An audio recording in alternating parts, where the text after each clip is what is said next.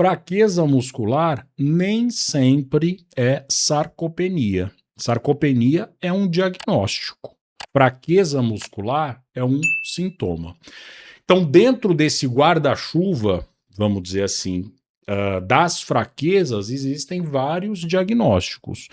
E eu vou mostrar para vocês aqui 7 exames de sangue simples, que muitas vezes são solicitados até como rotina, que podem indicar alguma causa, na grande maioria das vezes reversível, de fraqueza muscular. Quem já me acompanha sabe que eu sempre falo da sarcopenia, que é um diagnóstico, que é uma causa de fraqueza, que está relacionado com a perda de massa muscular e perda de força muscular, que muitas vezes está relacionado com o envelhecimento. Claro que o envelhecimento patológico, na qual eu identifico no consultório que o grande estopim para alguma mudança de curso, de um envelhecimento que está ativo, que está bom, sempre está relacionado com uma fraqueza muscular, né, mais especificamente com a sarcopenia, que não vai ser o tema da live de hoje, mas eu tenho diversas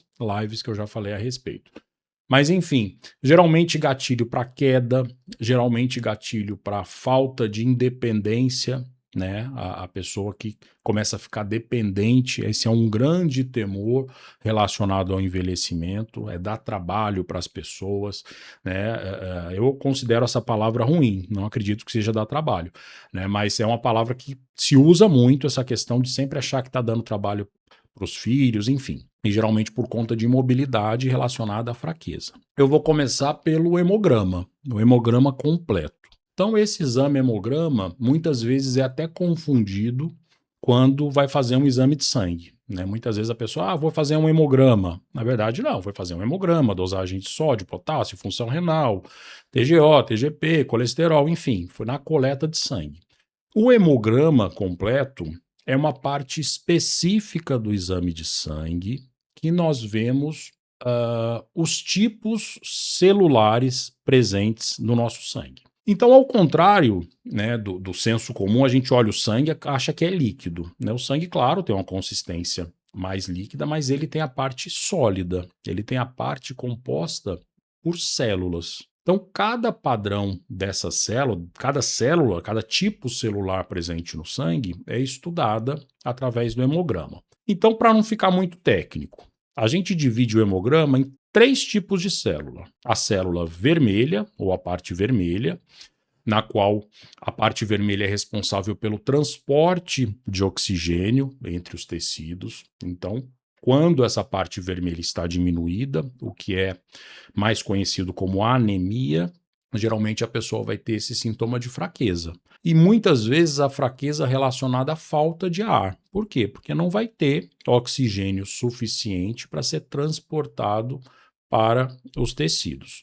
Então a gente vê essa parte vermelha que são as hemácias. Então a gente consegue avaliar se essa hemácia está pouca, provavelmente é uma anemia, que é uma causa de fraqueza. Olhando o segundo tipo celular, são as células brancas, ou os leucócitos. Essas células brancas, elas indicam algum processo infeccioso que pode estar em curso.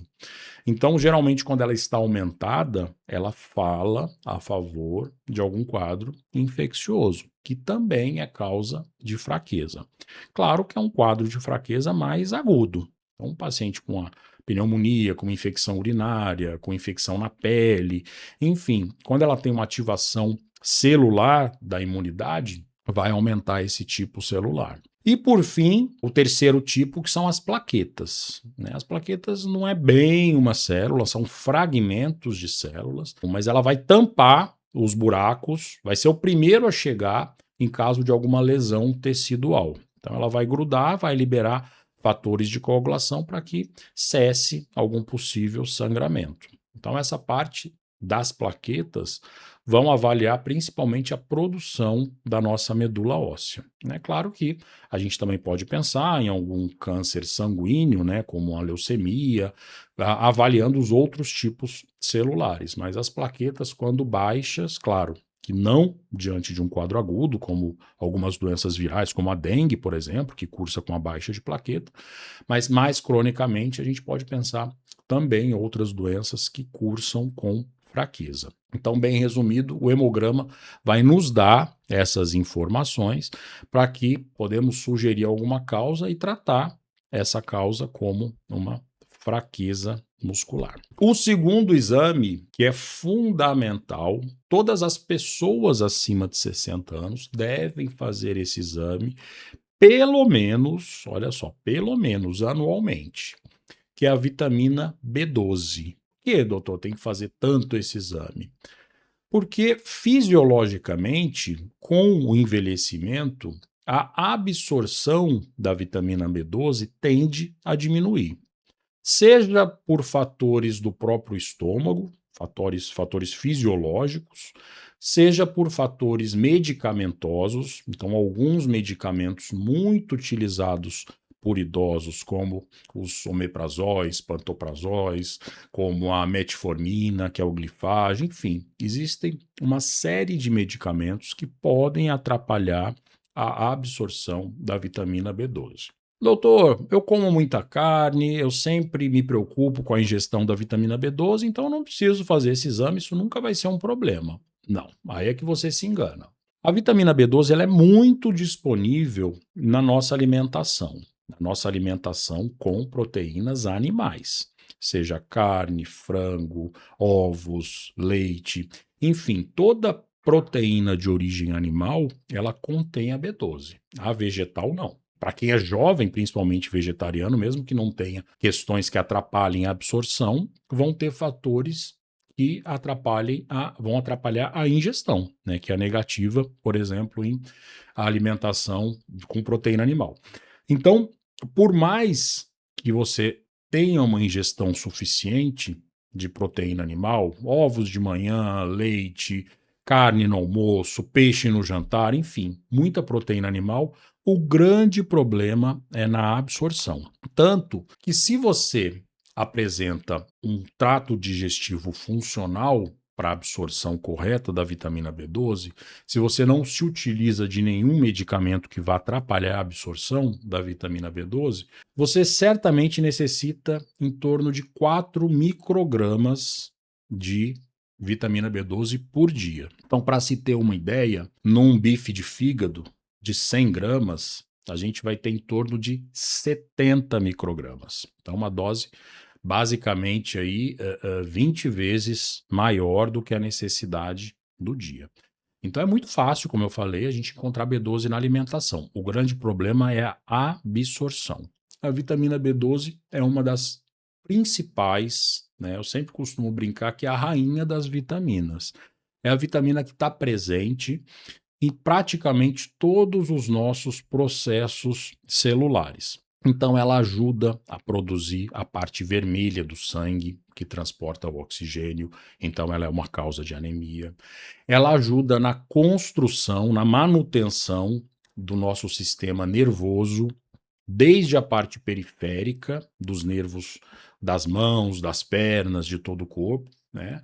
Que pode inferir numa neuropatia diabética, que é aquela queixa de formigamento, de fraqueza, mas é mais uma fraqueza neurológica do que uma fraqueza muscular, até mesmo com relação à parte cognitiva. Então, a vitamina B12, a falta de vitamina B12, o déficit de vitamina B12, é uma das causas de demência reversíveis. Então, nós temos algumas causas reversíveis, como alteração de tireoide, B12. Uma dessas causas é a falta de vitamina B12, né? E claro, a B12 também está, como ela faz parte dos processos celulares, ela também está presente na construção dos nossos músculos. Então, ela age no sistema nervoso, periférico, central, age na formação do sangue e age na formação de músculo.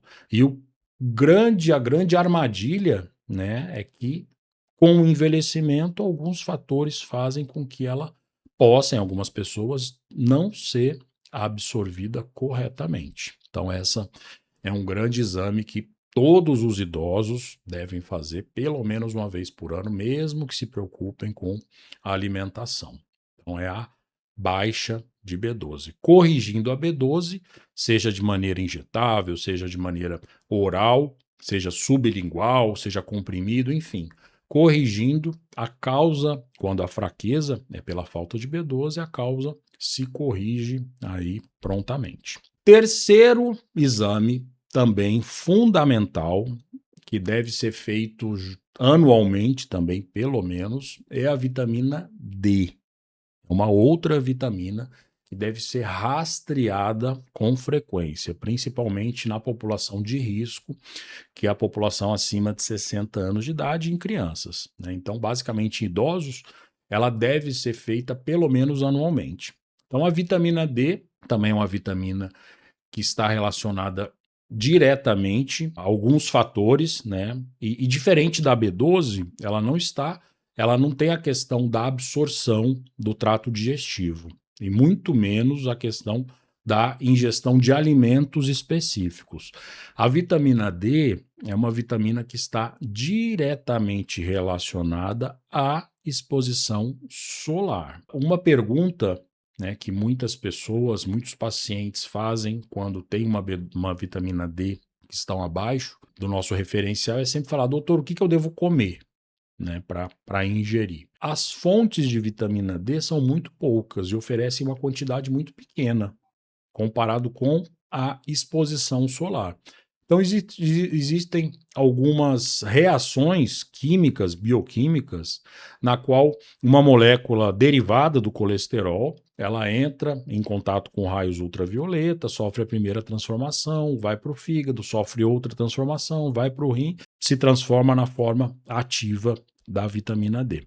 Então, a vitamina D a gente precisa do sol, é fundamental que tenha exposição solar. Doutor, moro num país frio ou numa região fria, é o tempo inteiro frio, não gosto de sair de casa ou tenho mobilidade reduzida, moro num apartamento, num prédio, numa grande cidade que não bate sol, o que eu devo fazer? Aí vai ter que suplementar, aí não tem jeito, a gente vai ingerir a forma ativa ou a pré-ativa da vitamina D e vai suplementar o sol em cápsula, né? Claro que o ideal é sempre ter a maneira mais natural de adquirir todos os nossos nutrientes, né? Para quem já conhece meu canal sabe que eu conto nos dedos as vitaminas que merecem ser suplementadas e os suplementos de maneira geral. A gente sabe que 99% do que é vendido como suplemento é perfumaria, é comercial, que não tem evidência científica. Então a gente tem que ter muito cuidado com relação a suplementos, com relação à população indicada para determinado suplemento, a condição física de determinado suplemento e normalmente, se você não tem nenhuma doença específica, não for de nenhum grupo específico, nenhuma população específica, você vai conseguir todas as suas vitaminas, né, tirando essa questão da B12, claro, que eu expliquei anteriormente, mas você consegue através de alimentação, exposição solar, enfim, tendo uma alimentação adequada. Né? A vitamina D, ela está relacionada diretamente à nossa formação óssea, a força dos nossos ossos, então principalmente mulheres que têm osteopenia ou osteoporose têm que estar muito de olho com os níveis da vitamina D e principalmente a formação de músculo também. Então, até no último consenso sobre sarcopenia, frisa bastante a relação da dosagem e da suplementação quando deficitária da vitamina D. Agora, com relação ao quarto exame, que é uma doença muitas vezes também subdiagnosticada, e é muito importante que se faça o rastreio, se faça os exames rotineiramente, né, dentro do check-up, que é a função da tireoide. Então, as tireoidopatias, seja para hipertireoidismo, seja para hipotireoidismo, que é quando ela baixa. Então, a nossa tireoide é uma glândula que produz um hormônio que fica localizado aqui na região do pescoço, essa glândula. Essa glândula, ela produz esses hormônios que são responsáveis pela ativação do nosso metabolismo. É como se fosse o nosso maestro, né? Ela controla todo o nosso metabolismo, absorção, reações enzimáticas, reações metabólicas, enfim, ela é extremamente importante. E é muito comum, principalmente em mulheres, a incidência é maior, que com o envelhecimento ocorra um hipotireoidismo, que é uma baixa produção dos hormônios da tireoide. Então, através de exames simples, que todos os exames de rotina têm, é o TSH e o T4 livre. Então, pelo menos esses dois exames vão mostrar como está a saúde da sua tireoide. Existem outros exames relacionados à tireoide, mas para dar diagnóstico, se é um hipotireoidismo por uma doença de Hashimoto, uma doença autoimune, enfim, é mais para dar o diagnóstico da causa da alteração da tireoide. Então, claro, determinando essa alteração, a gente deve corrigir através dos hormônios, né? Principalmente, o nome do hormônio é a levotiroxina. Mais conhecido, os nomes comerciais é o Puran, Tetroide, Eutirox, enfim, como é uma entidade patológica bastante comum, acredito que muitos de vocês já devem conhecer alguém que toma, já devem ter ouvido falar nessa medicação para tireoide. Então, quando a tireoide está muito preguiçosa, ou seja, ela não está trabalhando adequadamente, o TSH, que é um hormônio que é produzido no nosso hipotálamo, que é uma outra glândula, mas é a que a gente usa para avaliar a função da tireoide. É por um mecanismo de feedback, é um pouquinho complexo, mas o pensamento é oposto. Quando o TSH está muito alto, é como se ele estivesse gritando para a tireoide: vai, tireoide, trabalha, trabalha, trabalha. Ou seja, quando a tireoide está suprimida, então ele fica muito alto. Então, quando ele está alto, a gente tem que entrar com o hormônio da tireoide para que ele diminua. E o contrário, quando ele está muito suprimido, quando ele está falando baixinho, é como se a tireoide estivesse trabalhando a todo vapor e ele acaba que não está sendo efetivo. É mais ou menos esse o pensamento. A lógica é um pouquinho diferente. Quando ele está alto é hipotireoidismo, quando ele está baixo é hipertireoidismo. Né? Então, a baixa do hormônio da tireoide geralmente dá constipação intestinal, cansaço, lentidão, inchaço pelo corpo, coração bate mais devagar, ou seja, a maioria dos sintomas relacionados a metabolismo mais lento, né? A unha fica quebradiça, a pele fica fria, pegajosa, enfim, essas alterações relacionadas ao metabolismo. Agora, quando ela está quando ela está muito ativada, ela vai acelerar o coração, ela vai consumir massa muscular, causando emagrecimento, é muito comum, como uma das causas de perda de peso involuntária, a gente acabar descobrindo o hipertiroidismo. Então, pode dar diarreia, pode dar agitação também psicomotora, geralmente sintomas de hiperestimulação. A tireoide é um órgão fundamental para que seja avaliada, não só a questão de fraqueza, como outros sintomas também que possam vir a aparecer. O quinto exame também é um exame que deve ser feito anualmente, principalmente quem já tem fator de risco para alguma doença nesse órgão, que é a função renal, é a função do rim. Então, paciente que tem hipertensão, pressão alta de longa data, paciente diabético, são pacientes que estão já têm um risco muito maior de desenvolver essas nefropatias, que são essas doenças do rim. O uso de anti-inflamatórios também, sem critério por muito tempo, alguns medicamentos podem prejudicar até de forma irreversível a sua função renal. Então é muito importante avaliar nesses exames de rotina como está funcionando o seu rim. O rim nós temos que entender que é como se fosse um grande filtro. Então todas as nossas toxinas do sangue, o nosso lixo do nosso metabolismo, ele vai ser excretado grande parte pelo rim. Né? Parte vai ser pelo fígado, através da bile, parte, que é a maioria, vai ser excretada pelo rim. Então, quando o rim começa a ficar mais preguiçoso, seja por uma causa secundária, alguma dessas doenças que eu falei, seja até pelo processo de envelhecimento que é natural. Olha, perceba que eu estou falando natural, é fisiológico. O envelhecimento, o rim vai diminuindo um pouco a função renal. Isso é fisiológico. Né? Então, um rim de uma pessoa com 80 anos tem muito menos néfrons, que é a unidade formadora, filtradora, do que um paciente mais jovem. Mas claro que, com o envelhecimento, muitas vezes essa diminuição pode ser mais acelerada. Então a gente tem que identificar fatores agressores do rim e tentar, claro, poupar o máximo possível o rim para que ele realmente filtre o que é necessário, as toxinas que são necessárias. Então, aumento de ureia, principalmente, que é o que ele não consegue filtrar, entre outros metabólitos, isso vai causar no paciente fraqueza, letargia, muitas vezes confusão mental. Então é muito importante, pelo próprio risco em si do envelhecimento, esse declínio funcional do rim, como até mesmo pensando em exposição a medicações, exposição a pacientes já portadores de doenças crônicas para estar monitorando. Função renal como ureia e creatinina, que a gente faz essa dosagem através do exame de sangue e vai falar muito sobre a saúde renal. Nessa live eu estou falando, claro, exames relacionados ao sangue. Claro que na suspeita de uma doença renal, nós temos que fazer também exames de imagens, exames mais específicos para confirmar a causa específica da doença renal, né?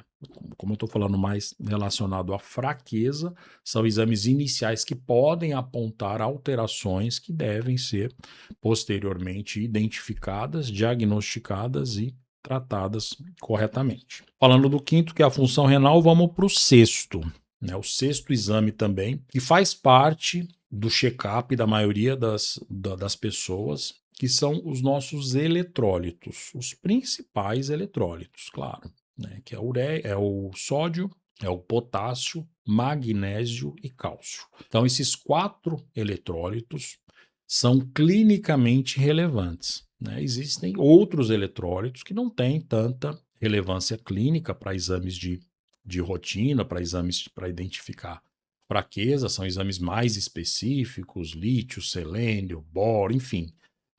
Não tem a relevância que tem esses 4 para identificar causas de fraqueza e até de outras doenças. Então, alterações, por exemplo, no sódio e potássio, pode desde caracterizar uma desidratação, então indica que você precisa beber mais água, pode caracterizar uma doença renal, então o rim não está conseguindo fazer esse controle, esse balanço entre o sódio e o potássio, pode caracterizar doenças hormonais, então alterações principalmente de suprarrenal, insuficiência adrenal, que é a doença de Addison, baixo cortisol, enfim. Alterações hormonais também podem implicar em alterações nesses eletrólitos que vão sugerir nós, num pensamento clínico, claro, pensar em doenças específicas. Claro que, como o nome mesmo diz, o exame ele é complementar, exame complementar. Quando o profissional, quando o médico vai avaliar a queixa de fraqueza, é como se fosse um detetive. Ele tem que pegar outras pistas também. Tem falta de ar, tem dor no peito, como é que está a cor do xixi, o xixi espuma, enfim. Deve ser somado uma série de pistas para que o pensamento clínico, com o exame que vai ser complementado, confirme ou descarte a hipótese diagnóstica, né? Então, doutor, meu sódio geralmente é baixo e não tem nenhuma causa, eu não sinto nada. Então, não é certamente uma doença, é constitucional, né? Claro que deve ser investigado, pensado principalmente em medicações, pensado em hiperidratação também. Eu já tive uma paciente que tinha um quadro demencial, que tinha uma compulsão e tomava muita água, tomando muita água em excesso e o sódio caía muito. Então, muitas vezes, hiperidratação também pode causar alteração do sódio. Mas, claro, essas alterações vão estar mais relacionadas juntamente com os outros sintomas a doenças que vão levar à fraqueza. Mas são exames que devem ser pedidos na rotina e no rastreio. Sódio, potássio, magnésio e cálcio são os principais eletrólitos. Por fim, né, claro que existem vários exames, eu quis falar só os 7 mais comuns, que devem ser sempre investigados na queixa de fraqueza. É o CPK ou aldolase, principalmente o CPK. O que é o CPK? Essas 3 letras. É creatinofosfoquinase. Ela é um marcador de necrose muscular. Ou seja, se tem algum sofrimento do músculo que possa estar causando essa fraqueza, ele vai dar aumentado. Mas tem que tomar muita atenção, a gente tem que sempre correlacionar os resultados dos exames com os sintomas e com a clínica. Então, também um dado que acontece com muita frequência.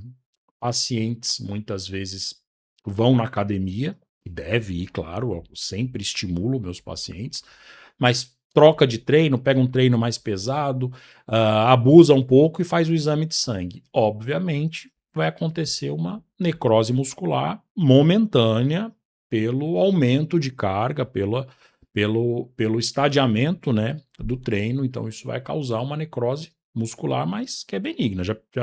O normal é em torno de 200, 300. Eu já tive paciente com 3.000.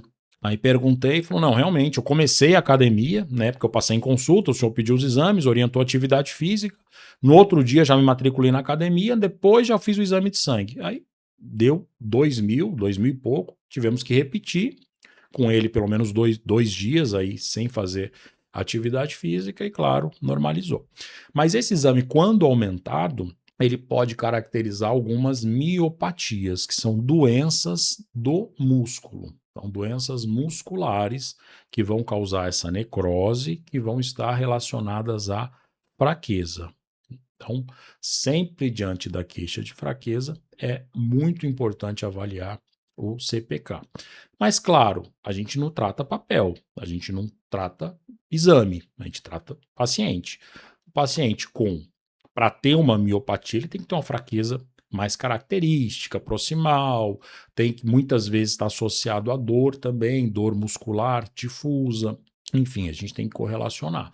E dando positivo, né, tendo o pensamento que pode ser alguma doença relacionada a essa alteração específica, aí sim deve-se pensar nos diagnósticos específicos. Então, sempre tem que ser escadinha, né? Não adianta também, infelizmente isso é muito comum, né? Até por conta de pouco tempo, né? Muitas vezes alguns médicos têm pouco tempo com o paciente, então acaba, diante do pouco de tempo de consulta, tentando resolver por exame. Então pede mais de 100 exames, né? E os que dão alterado sem sintoma, muitas vezes acaba confundindo mais do que ajudando. Então o exame tem que ser complementar e, em sendo complementar, a gente tem que ter o pensamento o porquê que ele foi pedido. Então, o CPK, normalmente na queixa de fraqueza muscular. Então, são esses os 7 principais. Eu pensei ainda, 7, não, vou botar mais um, não, vai ficar muito cheio. Esses são os mais básicos que a gente encontra desde o SUS com facilidade, são exames que não têm custo muito alto, né? São exames que, quando alterado, nos faz pensar em outros diagnósticos, que aí sim devemos lançar mão de exames mais específicos. A gente tem que ir afunilando, até chegar aí no criminoso. É como se fosse um detetive, né? A gente pega uma pista, a gente não tem como pedir tem um sangue, por exemplo, na cena do crime, vai pedir DNA para a cidade inteira. Não, pede para a população, tem que ir juntando as peças até identificar a causa dessa fraqueza. Recordando que a principal causa de fraqueza muscular relacionado ao envelhecimento já tem um nome, é um diagnóstico, que é a sarcopenia. Sarcopenia é a perda de força muscular, de massa muscular, que acontece fisiologicamente depois já dos 30, dos 40 anos, a gente já começa a ter um declínio de força muscular. Então é uma curva que está caindo, está caindo, está caindo, está caindo. O que a gente tem que fazer é empurrar essa curva para cima, para estabilizar, às vezes dá até para levantar mesmo, para criar massa e criar força muscular. E isso depende basicamente de nutrição adequada, controle de sono adequado e atividade física adequada, ou seja, específica para formação de massa muscular. Então não é somente a caminhada, a hidroginástica que vai fazer com que evite no idoso de desenvolver a sarcopenia. Doutor, o senhor está falando mal de caminhada. Não, não, não, não, não. Caminhada, inclusive saiu um estudo recente associando o número de passos que a pessoa dá por dia correlacionando com diminuição de mortalidade. Então a caminhada é extremamente importante. Saúde cardiopulmonar, para condicionamento físico, para equilíbrio, para melhora de índices lipídicos, para quem tem dislipidemia, melhora de diabetes, enfim, a caminhada é extremamente importante, mas ela sozinha não basta para manutenção e recuperação de força muscular. A Miriam Lima, não é fácil ser idoso, tem que fazer reposição de vitamina. Nem sempre. A gente tem que rastrear, como é no caso da B12 e da vitamina D. Mas se você tem uma alimentação rica, diversificada, rica em frutas, que vão oferecer micronutrientes, rica em proteína, que vai oferecer macronutriente, rica em carboidrato de qualidade, carboidrato complexo, que são legumes, isso tudo vai oferecer, na grande maioria das vezes, se não tiver nenhuma alteração de absorção, enfim, vai oferecer para você todos os nutrientes. Inclusive, até fazendo uma crítica aqui, né, que é muito comum, muitos pacientes, quando começam a ter fraqueza, geralmente relaciona, opa, tá faltando alguma vitamina. Talvez até por hábito, até muito, os antigos sempre achavam nas crianças, quando estava fraco, ou era vitamina, ou era verme. Então, aí a pessoa faz o quê? Quando está começando a sentir fraqueza, vai direto na farmácia. E na farmácia tem um monte de placa de apelo, pague 2, leve 3, polivitamínico, de A a Z, de A não sei o quê, e para a cabeça, e para isso, e para aquilo. Aí compra essas vitaminas, esses suplementos, né? Agora fazendo um específico para o polivitamínico, né? Que fala que é de A a Z, que tem, não, todo mundo tem que tomar porque tem déficit. A quantidade tem todas as vitaminas, mas a quantidade que a gente encontra nessa composição é facilmente atendida com alimentação. E muitas vezes dá falsa segurança de que você está bem nutrido. Então chega de manhã, opa, vou tomar meu A a Z aqui e já estou bem, já estou com todos os nutrientes, e dá essa falsa impressão. Então falta macronutriente, que são as proteínas principalmente, carboidratos complexos, né? Quando tem baixa de vitamina, então se você tem aí, fazer um desafio. Se você tem algum polivitamínico desse, de A a Z, tem diversas marcas. Olha, por exemplo, na vitamina B12. Então a vitamina B12 vai estar lá, geralmente é de 3,5 a 4,5 microgramas, o que corresponde a 100% da sua necessidade se você não tem nenhuma alteração de absorção. Então tá ok, está oferecendo 100%, 4,5 microgramas. Se você, como eu falei anteriormente, comer um bife de fígado, já tem 70, ou seja, o equivalente a 20 cápsulas dessa aí. Né? Então, ainda assim, muitas vezes você comendo bife de fígado todo dia, você não está livre, pelo menos quando a gente fala com a B12, né? Especificamente da B12 eu estou falando, você não está livre de ter uma hipovitaminose. Então, quando a gente vai corrigir a B12, por exemplo, então vamos lá, 4,5 microgramas é a necessidade do dia. Quando a gente corrige pelo menos 5.000 microgramas. Então, uma dose infinitamente não, uma dose basicamente quase 1.000 vezes maior para que seja absorvido, claro, e para que seja suprido a necessidade do déficit de vitamina específico. Então, a gente tem que identificar qual vitamina está faltando. Esses polivitamínicos vai ter um monte de cada em quantidades normais, que facilmente na alimentação você consegue e não vai corrigir o problema. Então, claro, além dos exames de rastreio das vitaminas, você deve lançar mão, não se garantir, vamos dizer assim, com polivitamínico. Nem todos os médicos pedem exames para ver que vitamina está faltando. Tem algumas vitaminas que são opcionais, não são tão importantes, como vitamina C, vitamina E, eventualmente. Mas assim, a B12 e a D, essa deve estar em todos os exames de rastreio para determinada população. Claro que a população que eu estou falando, acima de 60 anos. Populações mais jovens, na faixa de 20, 30 anos, não tem uma recomendação, a não ser que seja uma população vegetariana, enfim. Mas para idosos é fundamental que esses exames sejam solicitados. Juraci, somente com exames para identificar faltas de vitamina no organismo, as principais sim. Márcia Terra, estou com 57 anos, me sinto sem forças, faço academia todo dia, é uma luta. É bom estar investigando. 57 anos é um neném da geriatria. A gente nem considera, né, geriatria ainda, está acima de 60 anos, mas está muito jovem para ficar sem força, tem que estar investigando. A Sueli é uma pergunta bastante interessante também, bastante relevante. Se esses suplementos podem recarregar o fígado. Acho que deve ser sobrecarregar, né? Que deve ter pensado. Algumas vitaminas, principalmente as vitaminas lipossolúveis, que é a vitamina D, que eu falei, a vitamina E, a vitamina K e a vitamina A, essas 4 vitaminas, elas podem causar toxicidade. Não necessariamente vai dar problema no fígado, mas elas em doses mais altas vão alterar o metabolismo, principalmente a D muito alta, por exemplo, vai causar alteração no metabolismo do cálcio, vai dar hipercalcemia, pode dar até falência renal. Então, essas 4 vitaminas, A, D, E e K, a gente tem que tomar muito cuidado na suplementação. A suplementação deve sempre ser baseada, claro, no déficit, se o paciente realmente necessita, e com exames de controle para que não ocorra situações de hipervitaminose. A vitamina B, do complexo B, e a vitamina C, aí são vitaminas hidrossolúveis que não existe doses que vão causar toxicidades. Deu excesso, ela vai para o xixi. Ela é hidrossolúvel, vai para a urina e não vai sobrecarregar.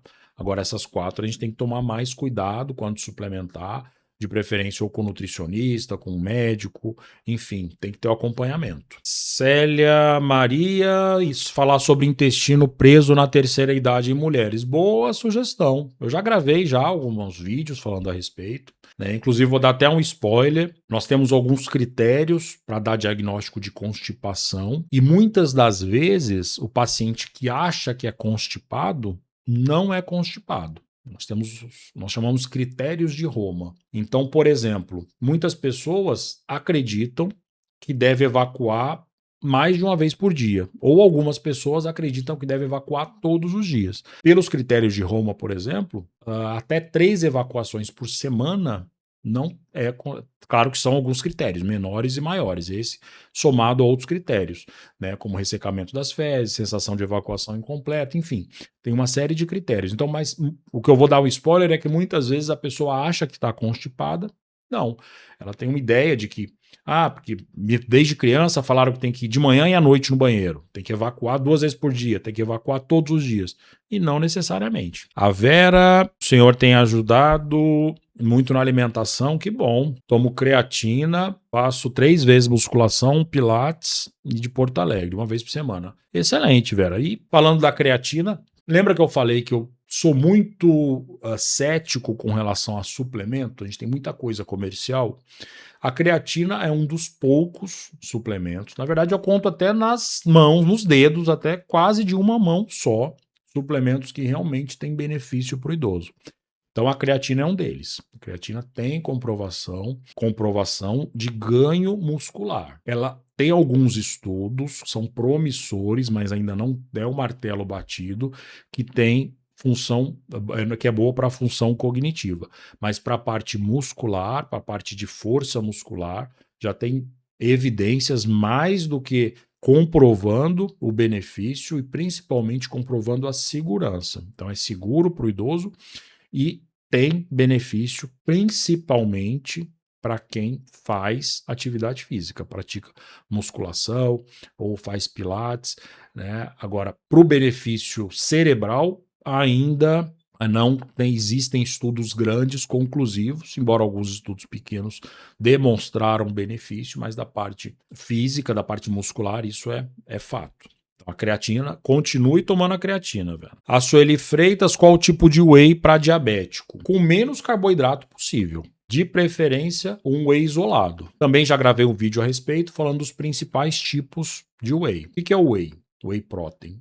Vou falar resumidamente, uma proteína que é retirada do soro do leite. No processo de fabricação do queijo, por exemplo, quem é zona rural, quem sabe como é que faz queijo, fica aquele soro. Aquele soro é muito proteico. Então, eles liofilizaram, fizeram um pó, saborizaram, vendem como um suplemento proteico, de proteína. Quando ele é um processo mais bruto, vamos dizer assim, ele geralmente ele tem mais, ainda mais é adicionado também alguns saborizantes, alguns adoçantes, ele pode ter mais carboidrato. Agora, quando a gente isola a proteína, ele tem muito mais proteína do que carboidrato, chega até 90, 95%. E tem o mais puro ainda, que é o hidrolisado. Para o diabético, não é qualquer whey, existem wheys até com preço menor, inferior, na qual tem muito carboidrato, então é muito fácil, é só ler no rótulo, quantidade de proteína. Por exemplo, em 30 gramas, ele tem que estar o mais próximo possível de 30 gramas de proteína, para ser praticamente 100%. Então tem whey que tem 30 gramas de whey, tem 15 de proteína,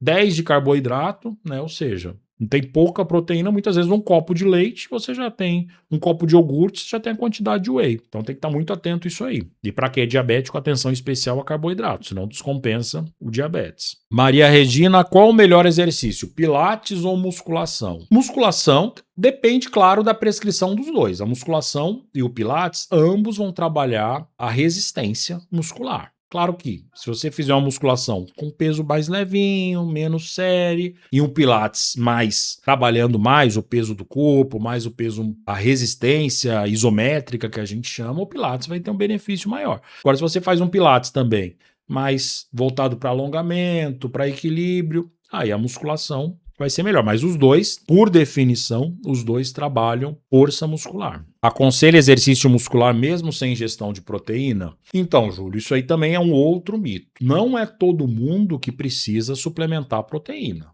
Não é todo mundo que precisa de whey protein. Ah, vou fazer musculação, obrigatoriamente vou ter que tomar whey protein para ter resultado. Não. Se você atinge, através da alimentação, 1,5 vezes o seu peso. Então, por exemplo, se você tem 70 quilos, 1,5 vezes 70 são 105 gramas. Então, se você tem 70 quilos e ingerir 105 gramas de proteína durante o dia, seja através de proteína animal, proteína vegetal, você vai conseguir ter sua meta proteica e com a musculação de maneira adequada, melhora do sono, você vai ter manutenção e até criar massa muscular. Então, não necessariamente você precisa suplementar. Agora, ingerir proteína dentro dessa meta, independente se faz ou não atividade física, tem que ingerir, tem que combater meta de proteína. A mulher menopausa 60 anos pode ficar com falta de vitaminas e nutrientes. A B12, que tem essa característica da absorção, pode sim. Até o cálcio,